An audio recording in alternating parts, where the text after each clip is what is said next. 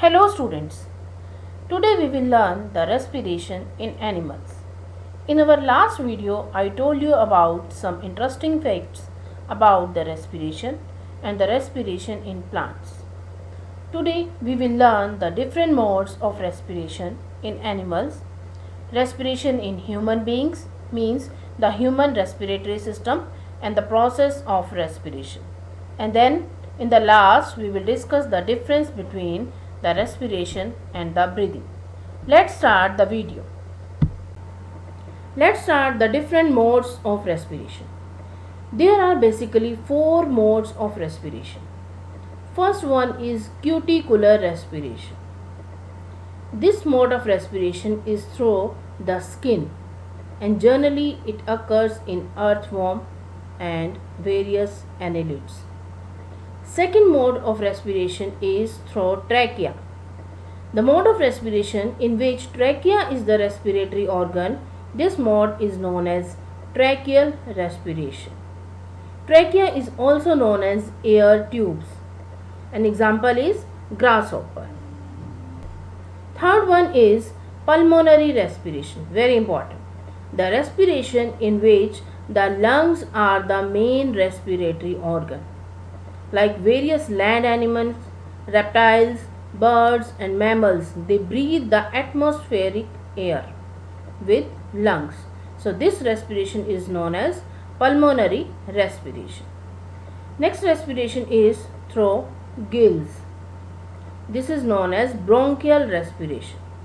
Various aquatic animals like prawns, fishes, tadpoles, they breathe the water.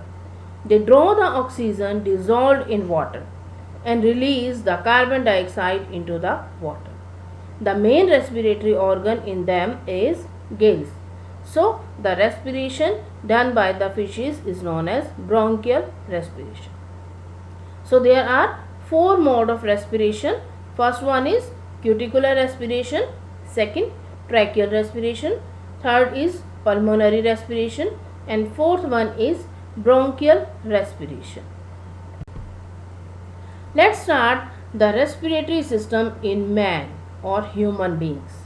First we will discuss the different respiratory organs in man. Lungs are the main respiratory organ in our body. So the respiration through lungs is known as pulmonary respiration. Our respiratory system is formed of two types of organs. First one is conducting organs of respiratory tract. In this series we include nostrils, which are known as nasal openings, then nasal passages, pharynx, larynx, which is also known as sound box, and trachea, and then bronchi and bronchioles. And the main respiratory organ is lungs. Okay, so we will discuss them one by one. You can see in this diagram the various respiratory organs. The respiration starts with the opening known as nasal opening, which is also known as nostrils, and it ends up to the lungs. These are the various respiratory organs. Let's discuss the various conducting organs one by one. First is nostril and nasal passage, which is also known as nose. The nasal passages are paired tubes, means they are two in number and they are located in the roof of the buccal cavity. They are separated from the buccal cavity by a bony plate. You can see in this diagram that how the nasal cavity and the nostril look like. Now what is the function of these nasal passages? The hair, very important, the hairs which are present in the nostrils or nasal passage, they filter the inhaled air. How they filter the inhaled air? By trapping the bacteria and the dust particle which are present in the inhaled air. So by this method they filter the inhaled air and make it suitable for our respiration. Second, the moist mucus lining of the nasal passage makes the air moist, means it moists the air which is inhaled. Third one is the nasal passages warm or cool the air according to the body temperature, means it adjusts the temperature of the air according to the body temperature before it enters the lungs. And last one is very important, olfactory receptors. Olfactory receptors are those receptors which are responsible for the smelling.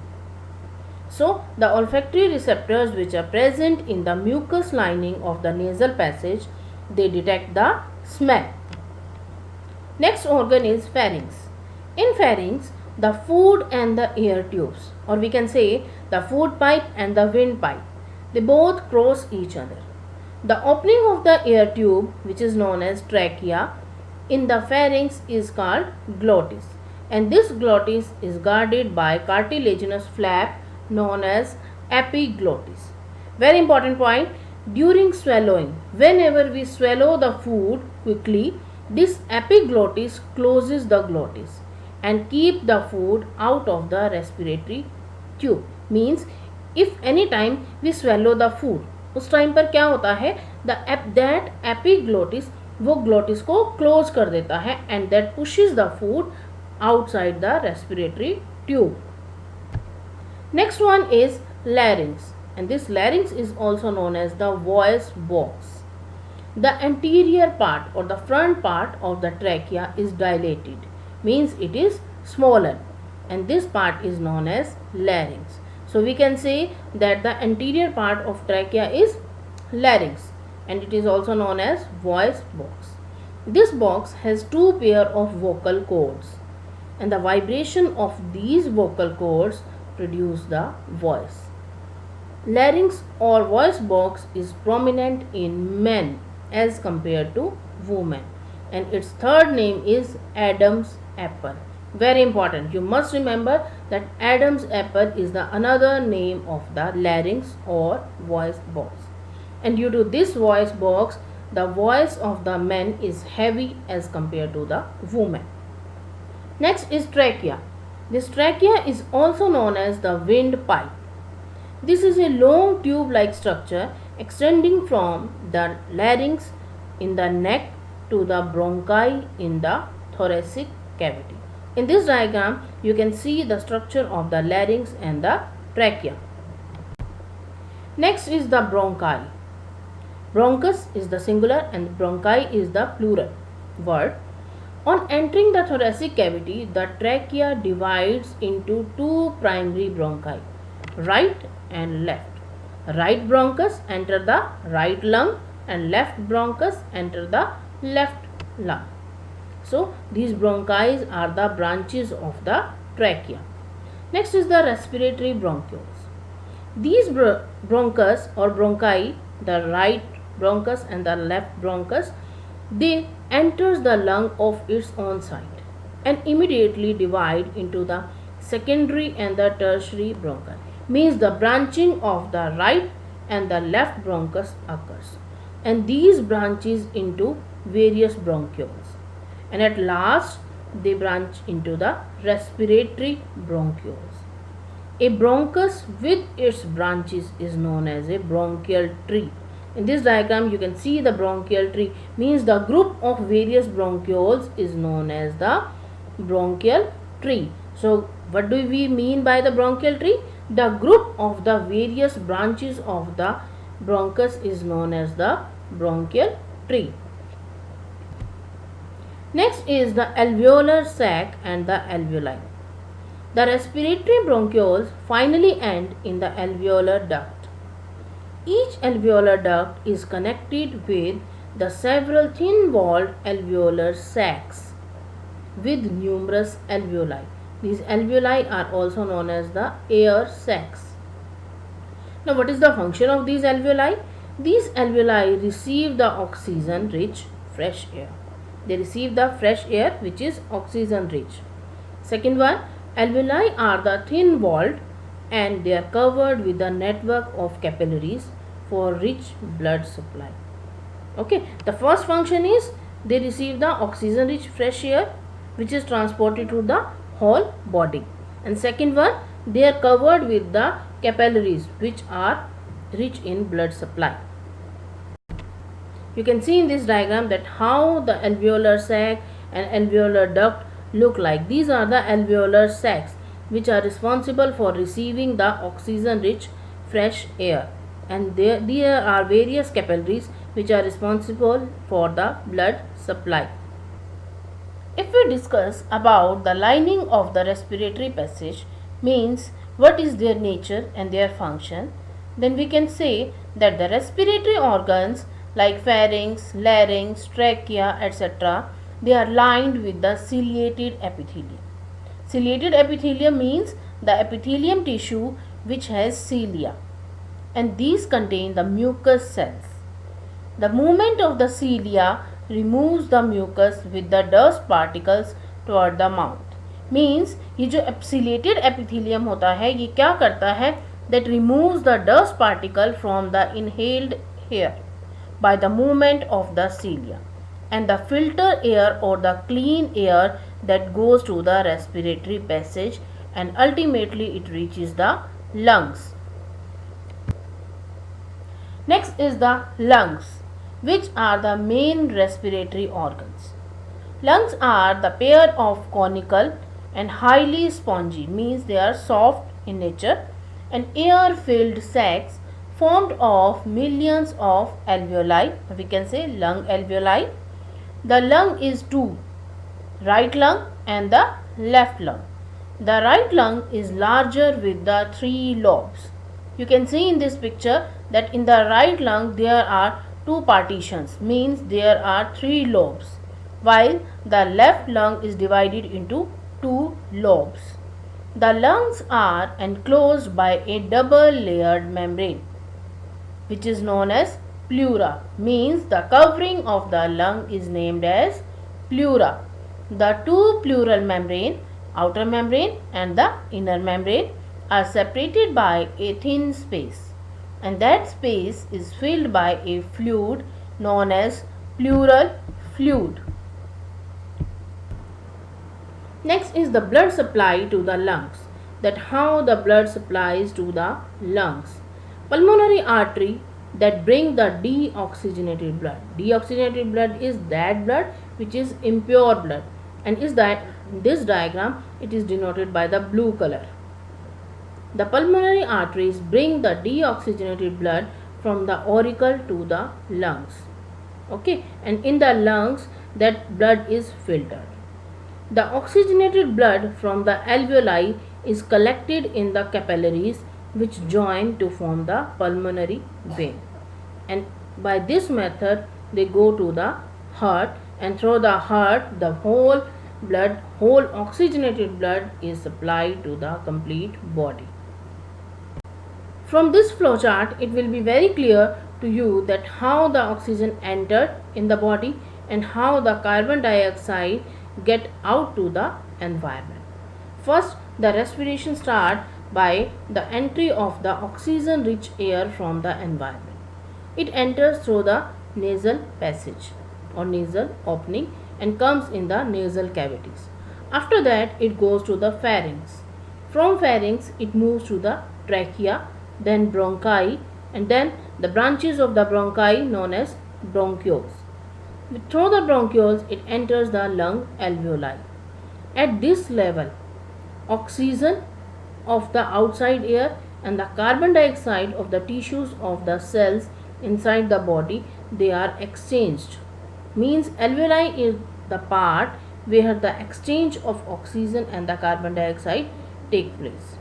After that the carbon dioxide go to the bronchioles, then bronchi, then trachea, pharynx, nasal cavities, and after that from the nasal cavities or nasal opening the carbon dioxide rich air goes to the environment. So these are the various steps, or you can say this is the passage of the respiration by which oxygen enters to the body and carbon dioxide is exhaled from the body. Let's discuss the mechanism of breathing in detail. Breathing is also known as the ventilation of lungs. Breathing is a mechanical process.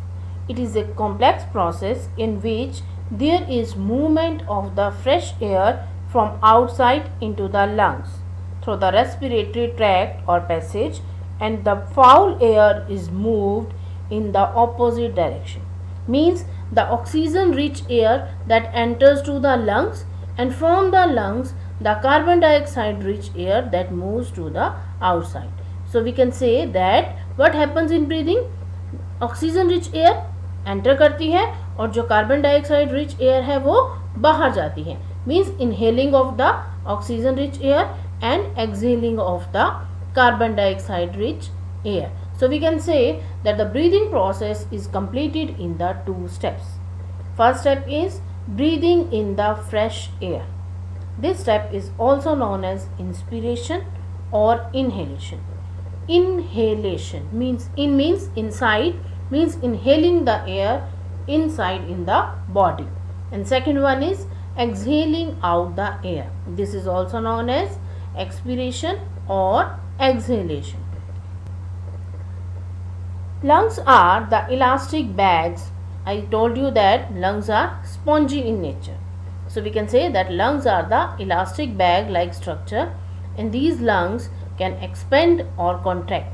यानी कि जो lungs होते हैं वो expand भी करते हैं and contract भी करते हैं. कैसे? With the contraction or expansion of the thoracic cavity. If thoracic cavity expand, then the lungs also expand. अगर thoracic cavity contract करती है, then lungs are also contracting. About by the respiratory movement of the rib cage and the diaphragm. It is generated by the action of the intercostal muscles, and these intercostal muscles are attached to the ribs and the radial muscles of the diaphragm. Ribs की कौन सी muscle होती है? Intercostal muscle. और radial muscle कहाँ की होती है? Diaphragm. तो उनकी एक्शन की वजह से जो लंग्स की कॉन्ट्रैक्शन एंड रिलैक्सेशन होती है वो किसकी वजह से होती है? रिब्स की इंटरकोस्टल मसल की वजह से और डायफ्राम की रेडियल मसल्स की वजह से. Let's discuss the inhalation and exhalation in detail. First we will discuss the inhalation और inspiration. During inspiration, what happens? The thoracic cavity expands by the contraction of the intercostal muscles. Where the intercostal muscles are attached? To the ribs. So what they do? They pull the ribs upward, forward and outward. Volume of the thoracic cavity increases, and by increasing of thoracic cavity, lungs also expand, and by the expansion of the lungs, the air pressure in the lungs decreases. You can see in this diagram that the diaphragm contract, means it moves down, but the ribs moves upward, forward and outward. So we can say that the inspiration or inhalation is the movement of the fresh air into the lungs. Next one is exhalation or expiration. This is totally opposite to the inhalation. During expiration, thoracic cavity contract by the relaxation of the intercostal muscles, and it pushes the ribs inward. In the exhalation, ribs was moved to the outward, but here the ribs is moving inward, and this presses the lungs and air is pushed out. You can see in this diagram that ribs are moving in the inward direction, diaphragm is moving in the upward direction, and the air is pushing outward. You can see in this picture, it is very clear to you that how there is inhaling and exhaling, how the lungs are contracting and relaxing. Let's discuss the external respiration. External respiration is the exchange of gases between the alveolar air, means between the lung alveoli air and the blood in the alveolar capillaries. It occurs inside the lung alveoli. The deoxygenated blood in the capillaries on the surface of the alveoli separated from the alveolar air by a thin alveolar membrane. Thus, oxygen from the alveolar air diffuses into the blood, and the carbon dioxide from the blood that diffuses into the alveolar air. So we can say that external respiration is at the level of the lungs. Or we can say that the external respiration is about inhaling and exhaling the air, means inhaling and exhaling of the air, that is where the oxygen and the carbon dioxide they are exchanged, where they are exchanged between the epithelium of the alveoli and the endothelial of the blood capillaries. So we can say that in the external respiration there is the exchange of gases where between the alveolar air and the blood in the alveolar capillaries. Next is the exchange of gases. Next is the internal or tissue respiration. It occurs in the tissues. So we can say that this is the respiration at the tissue level. The oxygen diffuses from the capillaries, or we can say blood capillaries, to the cells, and the carbon dioxide from the cells that goes to the capillaries. So we can say that in the internal respiration there is the respiration at the level of the rest of the body. So if we compare the external and the internal tissue respiration, we can say that the external respiration is at the level of the lungs, but the internal or tissue respiration, it is at the level of the rest of the body, means the respiration except the lungs is known as internal respiration. Next we will discuss the transport of the respiratory gases, means how the respiratory gases like oxygen and the carbon dioxide they are transported. First is the transport of the oxygen. Hemoglobin, which is present in the red blood cells, that has the great affinity, means the combining capacity with oxygen.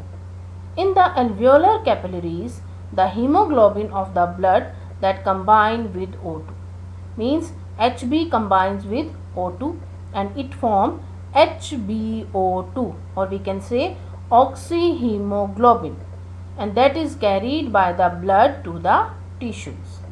So this was about the transport of the oxygen. Next is the transport of the carbon dioxide. The carbon dioxide which is produced during the cellular respiration, that is moved by the blood as the bicarbonate ion dissolved in the plasma, and that is carried to the lungs. In lungs, the bicarbonate ion releases the carbon dioxide which is moved to the outside direction. From this diagram it will be very clear to you that how the oxygen and carbon dioxide are exchanged through the surface of the lung alveoli. You can see here that the oxygen is moving in the inward direction, whereas the carbon dioxide is moving in the outward direction. So we discussed about the process of respiration in detail, in which we discussed the breathing. In breathing we included inhaling and exhaling. Then after that we discussed the external respiration, then internal respiration, after that exchange of gases. So this was the detailed process of the respiration. Next we will discuss that how the breathing is affected with the altitude, means the effect of altitude on breathing. While increasing the altitude, means height, while increasing the altitude or height, the atmospheric pressure goes on decreasing as compared to the sea level. As a result of decreasing atmospheric pressure at high altitudes, the tidal volume of the inhaled air also goes on decreasing, which lead to the following two sufferings. First one is mountain sickness. This is also known as artificial hypoxia. Hypoxia, oxia means oxygen, means if there is deficiency of oxygen, this is known as hypoxia. And this is characterized by, means what are the symptoms? They are breathlessness, headache, nausea, vomiting, mental fatigue, loss of hearing, lack of muscular coordination. So these are the symptoms of the artificial hypoxia or mountain sickness. In this condition, there is availability of oxygen to the body in lesser amount than the required amount. So we can say that hypoxia means the deficiency in the oxygen. Next situation is asphyxia, which is also known as suffocation. The condition in which deficiency of oxygen to the body is accompanied by the increase in carbon dioxide concentration in the blood. This is known as asphyxia or suffocation. It may paralyze the respiratory centers, stopping the process of breathing and causing the death. So we can say that if there is deficiency of oxygen, then we can name it as hypoxia. But if the deficiency of oxygen is accompanied by the increase in carbon dioxide concentration, then this is known as asphyxia. In certain cases of asphyxia, artificial respiration is fruitful. Let's have a look on the difference between the breathing and respiration. Sometimes we consider them as the synonyms, like we name the breathing as respiration or respiration as breathing. But these are the two different terms. There are some basic difference between breathing and respiration. First one is that breathing is the preliminary step for the respiration. It is the first step of the respiration. Whereas respiration is a complete process. It involves the breathing process as well as exchange of gases. In breathing, there is inhaling and exhaling the air in and out of the lungs. But respiration, that is the process of breakdown of the glucose to produce the energy. Breathing is a physical process, whereas respiration is a chemical process. In breathing, no energy is produced, but in respiration, energy is released in the form of ATP, adenosine triphosphate. Breathing does not involve any enzyme action, whereas respiration involves a number of enzymes in oxidation of food. Breathing mechanism varies in different animals, but the respiratory mechanism is similar in all animals. Well student, in this video we learned a lot about the human respiratory system and the process of respiration in human beings. Then we discussed the difference between the breathing and respiration. Thank you students. If you have any doubt, then you can ask in the comment section below. If you like this video, then please like and share it and subscribe to the channel for more such videos.